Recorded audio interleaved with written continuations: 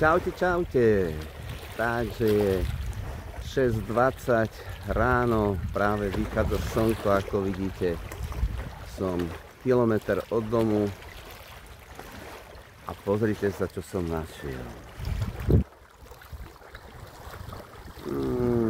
Je to takáto nádherná zátoka, čiže ešte menej, ako som si myslel, lebo hovorili, že to je 2 km od mora, ale z tejto strany, v tejto zátoke, je to len kilometr aj 100 metrov, mi ukazuje navigácia.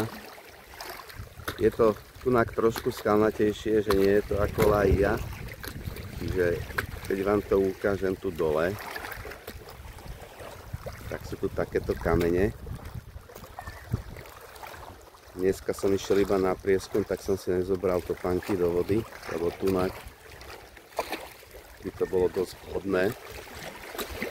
Ale som veľmi rád, že môžem sem chodiť každé ráno na prechádzky, ako doma chodím do lesa a môžem si tu zaplávať.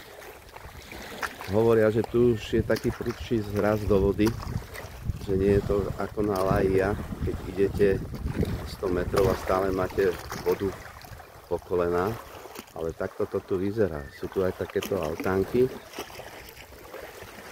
a vidím tu iba jedného pána a nahnevaných psov.